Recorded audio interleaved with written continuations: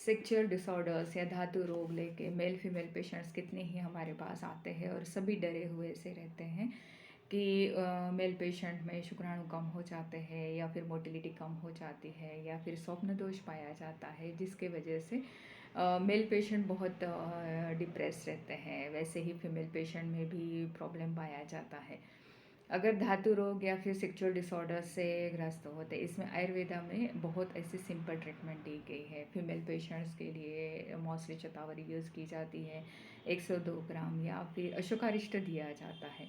अशोकारिष्ट आपको सिंपली आयुर्वेदिक कोई भी स्टोर में मिल सकता है और उसका कुछ साइड इफ़ेक्ट भी नहीं रहता है। आप इसको 2 से 5 चम्मच दिन में 2 से 3 बार पी सकते हैं। उसके बाद रहता है एलोवेरा का जूस। एलोवेरा जो है जेली, इसे कुमारी आसव के रूप में आप ले सकते हैं। 2 से 5 चम्मच दिन में 3 बार या 4 बार हम पेशेंट को पिला देते हैं। उसके बाद रहता है मेल पेशेंट में जो सिंपल रहता है। मेल और फीमेल पेशेंट में शीशम के पत्ते खाने के लिए या फिर जूस दिया जाता है। एलोवेरा और आंवला मेल पेशेंट में स्पर्म काउंट बढ़ाने के लिए बहुत अच्छा रहता है। तुलसी के पत्ते मेल फीमेल पेशेंट दोनों को 5 से 10 डेली दिए जाते हैं। तुलसी के बीज जो है वो मेल पेशेंट में सबसे अच्छे रहते हैं शुक्राणु बढ़ाने के लिए। और सफ़ेद प्याज डेली खाने चाहिए मेल पेशेंट्स को, जिससे कि उनका काउंट भी बढ़ता रहता है, मोटिलिटी भी बढ़ जाती है और ऐसे इनफर्टिलिटी कपल्स में तुरंत ही विद इन 1 to 3 मंथ्स में प्रेगनेंसी के कैपेबल हो जाते हैं। फीमेल पेशेंट में मोस्टली पाया जाता है कि इरेगुलर मेंसेस से या फिर बीच रेगुलर नहीं बोल रहे हैं, बन रहा है।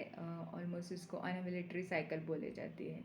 अगर हम ऐसे पेशेंट का यूएसजी या सोनोग्राफी करवाए तो देख पाया जाता है कि मासिक के 10 12वें 15वें दिन जो बीज फूटना चाहिए वो फूटता नहीं है, या फिर बीज छोटा रहता है, या फिर इसकी बीज की जो लेयर है, आउटर लेयर है, वो प्रॉपरली नहीं बनती। इरेगुलर स्त्री बीज बनता है। कभी कभी ये बीज में पानी भर जाता है, इसको ओवेरियन सिस्ट भी कहा जाता है। तो ये स्टील हो जाता है, जिसके वजह से बीज रप्चर नहीं हो पाता है।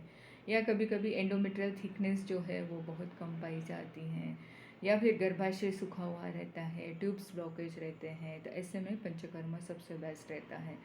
आयुर्वेदा में कभी भी आपको सर्जिकल ट्रीटमेंट में नहीं भेजा जाता है। सिंपल आयुर्वेदिक मेडिसिन से आप ट्यूब्स को खोल सकते हैं, अपने फाइब्रॉइड्स को क्लियर कर सकते हैं। इसके लिए सवेरे ही भूखे पेट दवाई दी जाती है और सवेरे उठ के ही पंचकर्मा शुरू करके पूसंवन विधि नेजल ड्रॉप्स दिया जाता है।